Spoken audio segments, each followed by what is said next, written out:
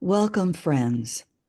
We meet in silence before our work on World Glamour and utilize some teachings to help us create a greater cohesion as a group in order to take on this world service. Let's review true spiritual expectation as a foundation for our work.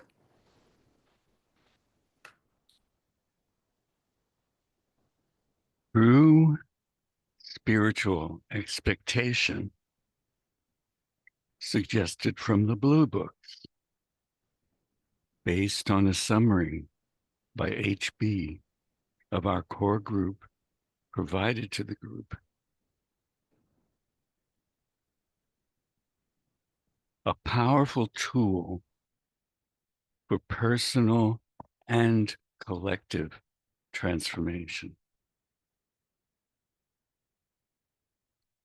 serving as a bridge between the material and spiritual worlds,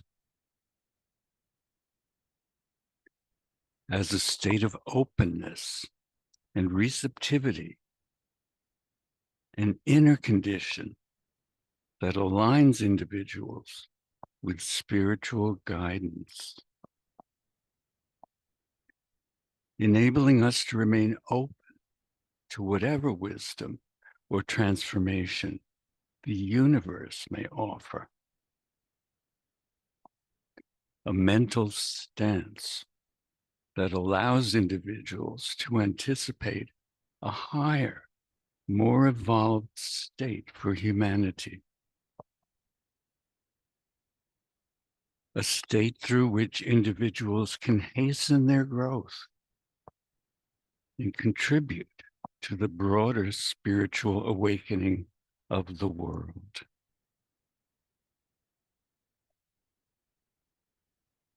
Can we understand the glamour of false expectations as a distortion of these statements? Can we see our part in it as individuals, as groups?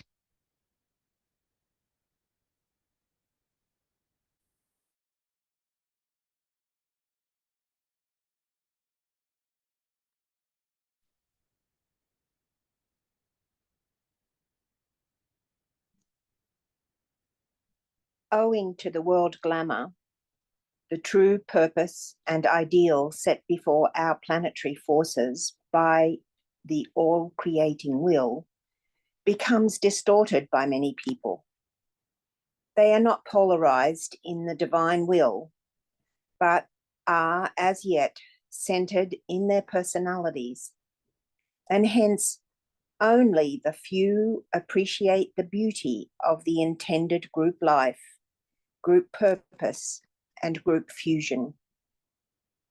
Group living tends to the fulfillment of free will in service and a free subordination of the lower will to the higher purpose in group formation.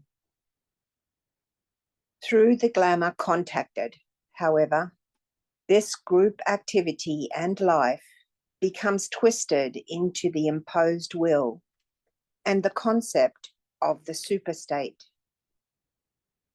This produces the imprisonment of the mind and the curtailment of all freedom, all free thought, and free will.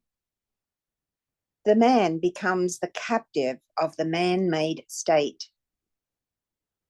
This gives a clue to much that is happening today and to the headstrong progress of the glamoured peoples, to the stiffening of individuals in their separative wrong idealisms, and to their acceptance of the imposition of a rule of life and an order of living which is imposed upon them by force and which is not the free expression of a free people.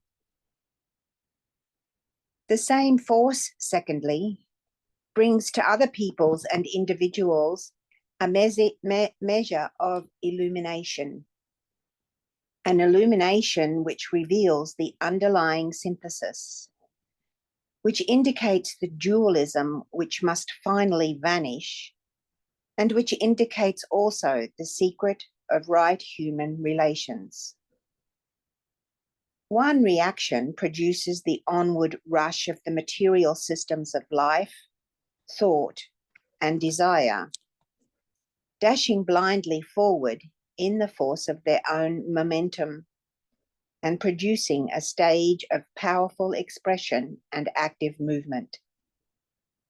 The other demonstrates in a far vision of possibility and a steady movement forward in spite of the immediate dangers and difficulties.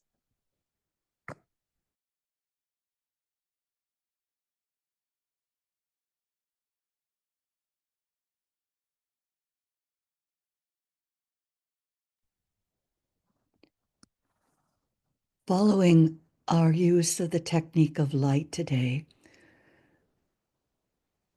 we'll consider in a dialogue format our understanding of the use of the technique of light to dissipate the glamour of materialism in all its forms, as a method to invoke the spiritual will and utilize our united light to dissipate glamour. To fuel and feed our dialogue, we contemplate these particular teachings related to the will from the rays and the initiations.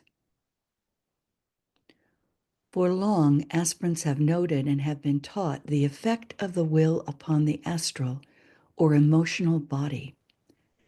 It is one of the primary and most elementary of the initial tensions and is taught upon the probationary path.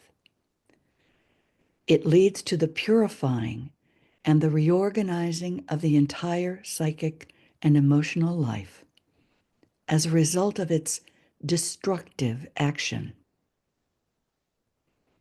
It is the will that in the last analysis produces orientation, focus, emphasis, the world of form, and above all else, because of its relation to the world of cause, the world of meaning.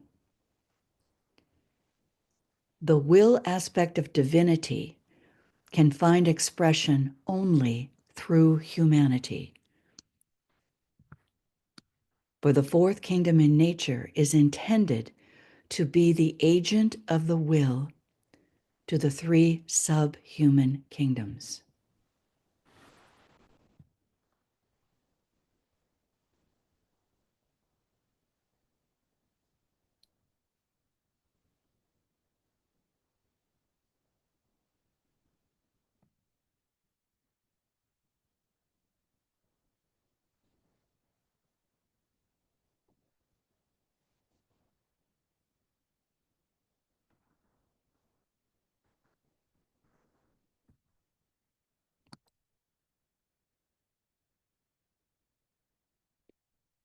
You should therefore bear in mind that the task before the modern disciple is to carry forward into the new age the idea of the bringing of glamour and of the great illusion into the light.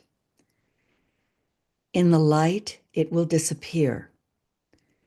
In this age, we have mastered, too well perhaps, the Tibetan master says, the forces of nature, and have brought out for our own benefit the material resources of the physical plane. We have conquered them and bent them to our will and use, often selfishly, yet sometimes for the good and with good and pure intent. In the new age, a paralleling control will take place over the world of astral phenomena and over the forces of glamour and illusion. We seek to control them today mentally and theoretically, but only the energy of wisdom will suffice to dispel the forces of the world glamour and the world illusion. The Tibetan master says, "Practice wisdom, my brothers and sisters, and thus aid humanity and shorten its astral struggle."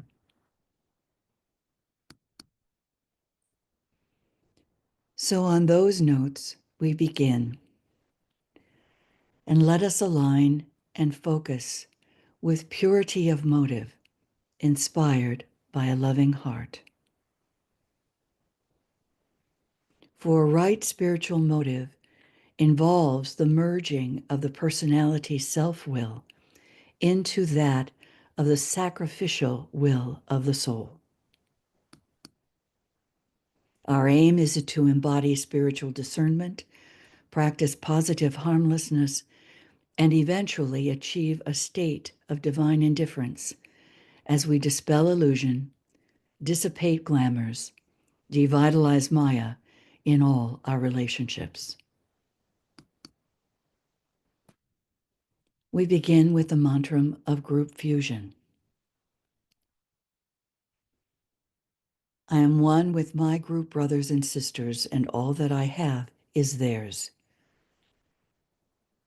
May the love of the one soul pour forth to all.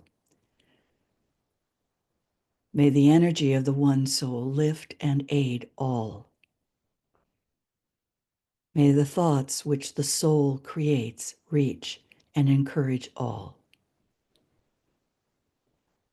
May the energy of the divine self be spread abroad in our hearts, through our groups, and throughout the world.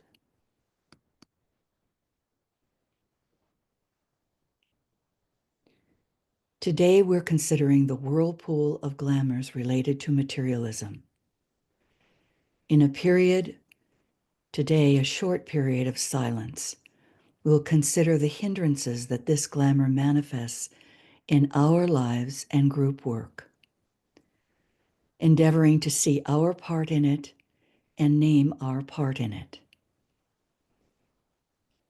For a period of 3 minutes, consider this.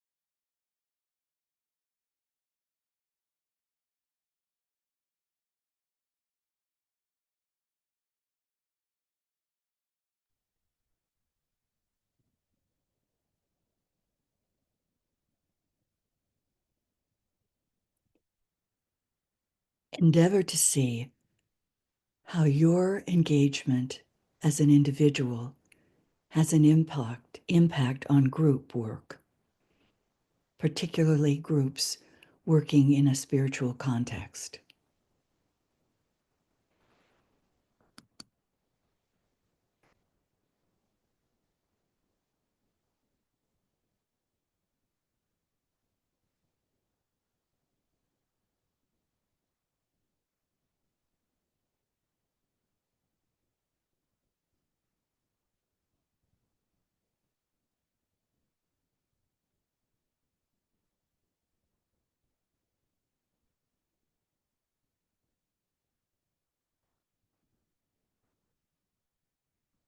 Now, as we move forward rather rapidly today through the technique itself, endeavor to bring in the ideas that we considered at the beginning in relation to the dilemma in the world today, in relation to materialism in all its forms, as a barrier to illumination.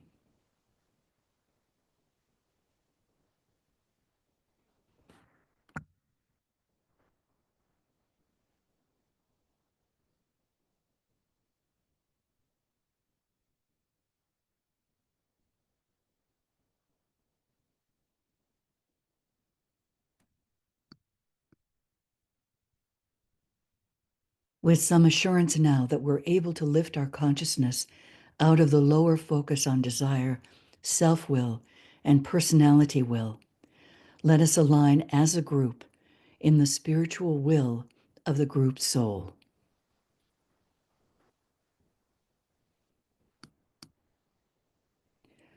We use the creative imagination to face the group members as if we can see each other eye to eye, to establish a soul-to-soul contact and connection.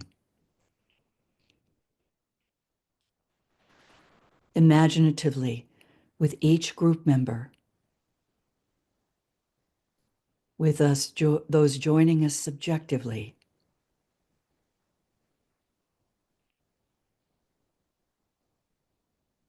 and even those supporting us from the other side of the veil.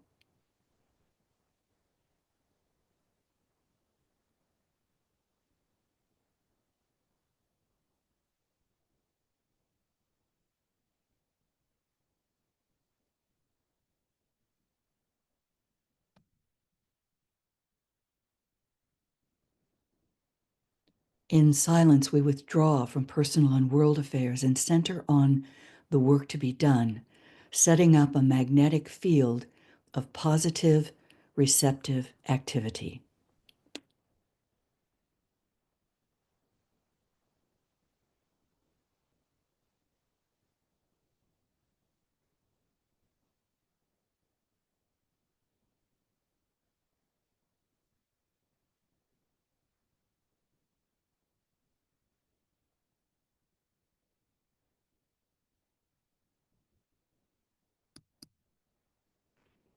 We sound the protective formula using the sign of the cross of divinity.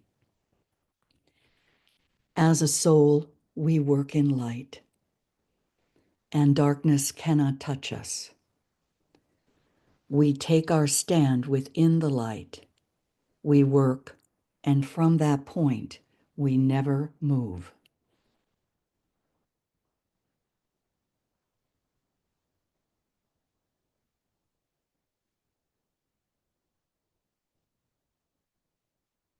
We have sounded the protective formula as a group.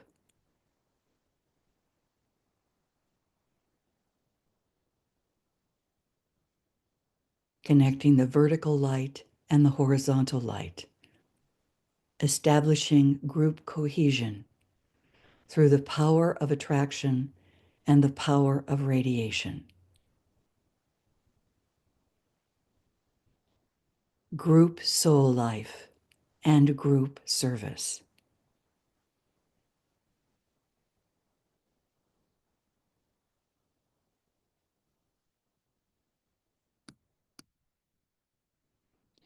Maintaining a focused, immovable will as our point of tension. That is the identification of brain, mind, and soul with the will aspect, and the preservation of that identification unchanged and immovable in all circumstances and difficulties. We remember that the will aspect is contacted only from the mental plane. And those of us who are working with and through the mind are able to appropriate this energy. We do this as a group.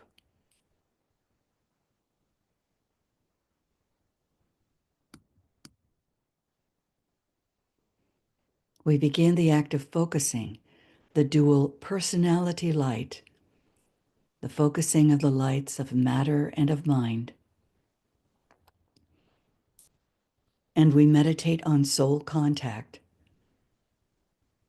and the recognition of soul light, first as individuals, and then bringing that light into the group focus, hearing the note of the soul,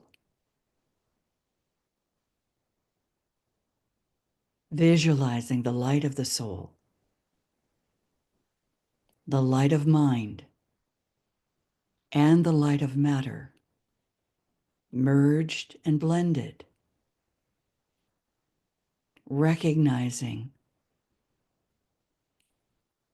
a mental feeling of the intent of the soul.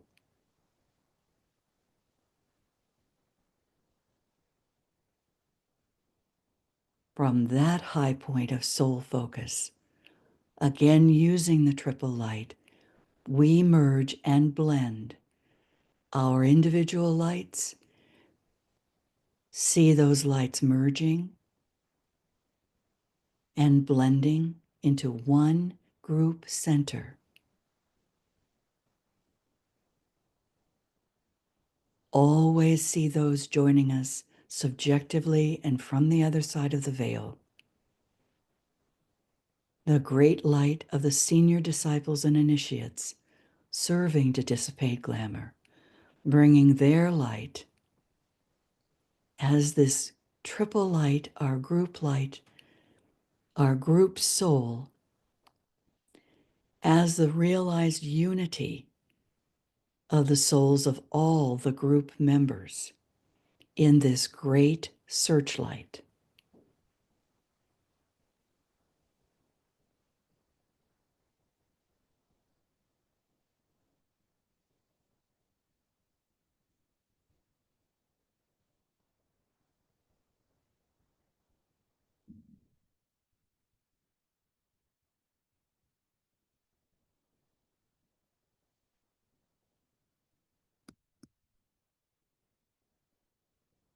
And we say in unison, the light is one, and in that light shall we see light.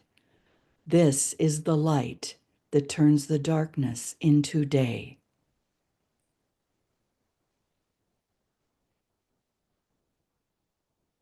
Sounding the Om as the group soul on its own plane, sounding it forth by the group soul, the realized unity of the souls of all the group members.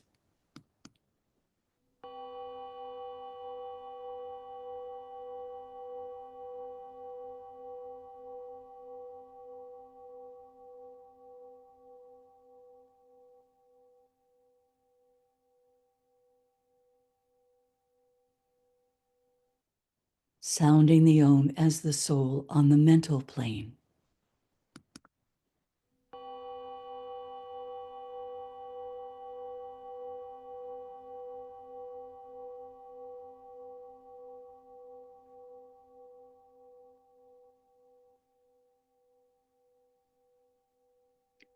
Sounding the Om as the soul on the astral plane, the soul ready to function as light bearer, as the distributor of light upon the astral plane.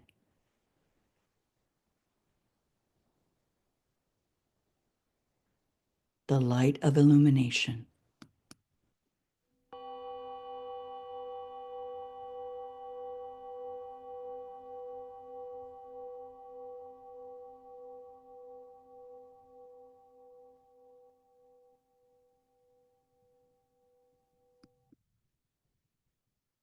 As we sound the mantra of light, we visualize the turning of the great searchlight, which we've jointly created by our unified light onto the glamour to be dissipated.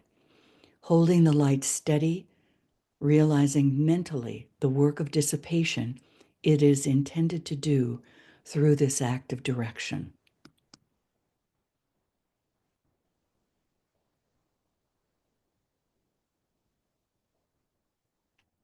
radiance we are and power. We stand forever with our hands stretched out, linking the heavens and the earth, the inner world of meaning and the subtle world of glamour. We reach into the light and bring it down to meet the need. We reach into the silent place and bring from thence the gift of understanding. Thus, with the light we work and turn the darkness into day.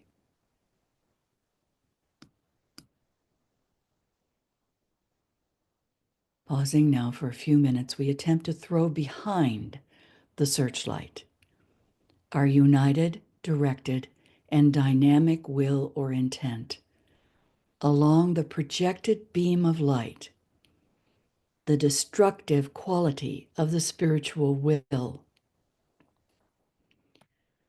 destructive to all that hinders the manifestation of divinity.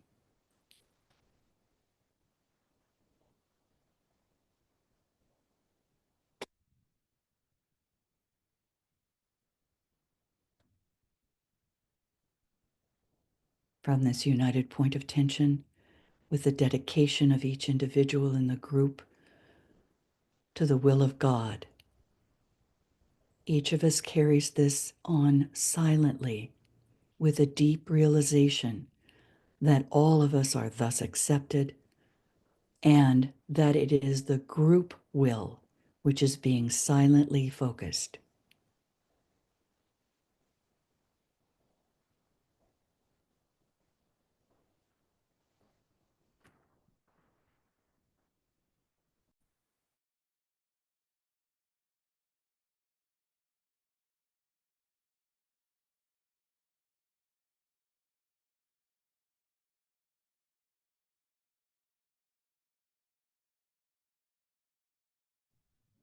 We say together, with power upon its beam, the light is focused on the goal.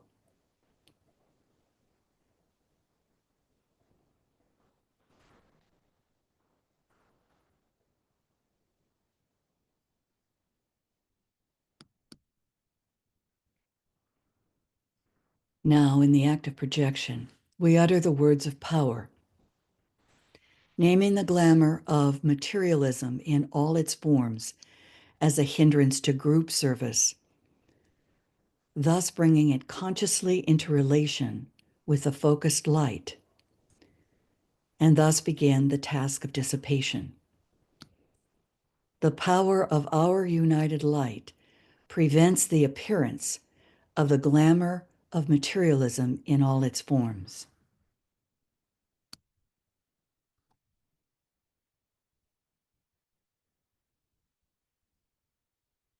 The power of our united light negates the quality of the glamour of materialism in all its forms from affecting humanity.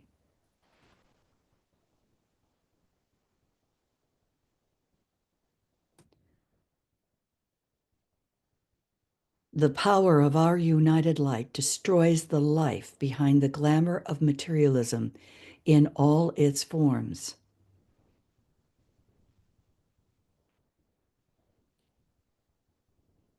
These words are our active affirmation, and we gain strength from our experience, the experience of each of us, and from our familiarity and regular use as a group.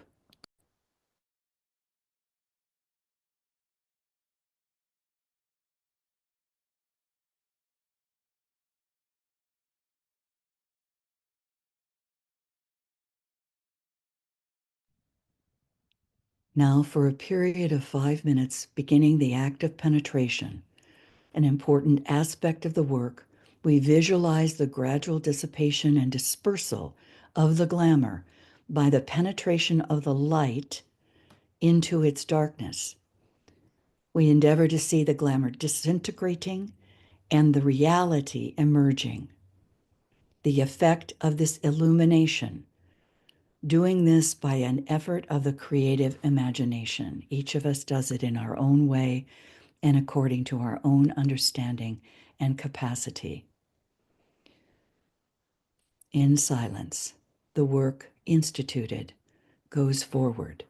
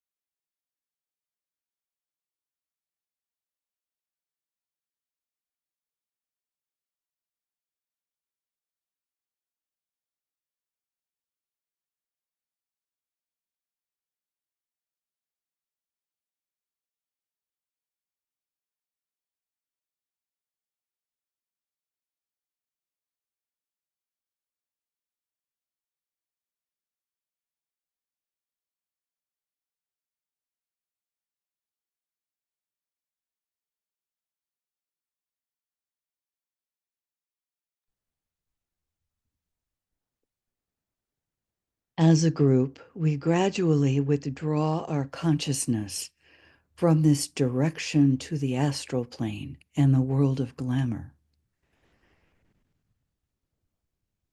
We refocus attention, first of all, on the mental plane.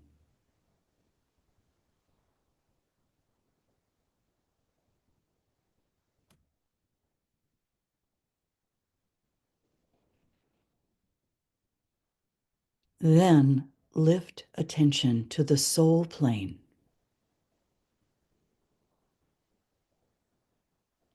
The group soul relinquishing all thought of the glamour.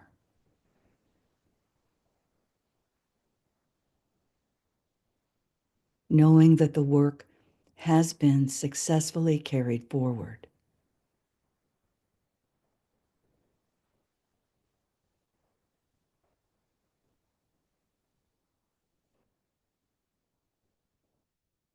We reorganize ourselves as a group in relation to the kingdom of souls and to each other. We're told, occultly speaking, the searchlight of the soul is then shut off.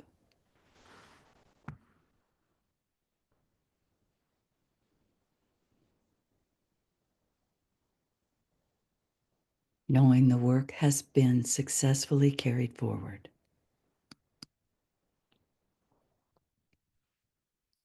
Now, today we're going to sound the Om in group formation, and I will end the recording for each of you to then sound it into the group in order to emphasize as a group that this is group work and our group work is ended.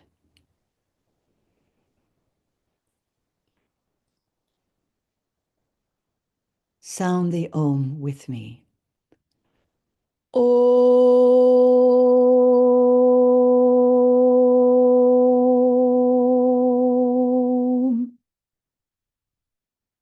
And we say together, so let it be, and help us in our group life to end all glamour and untruth.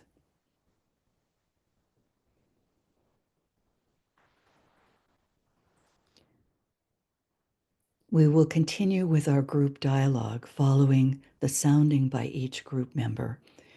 And our dialogue will be around the idea of materialism as DK gave instructions to his disciples and the impact of will, group will. So I'm going to stop the recording now, and we will create another recording for our group dialogue.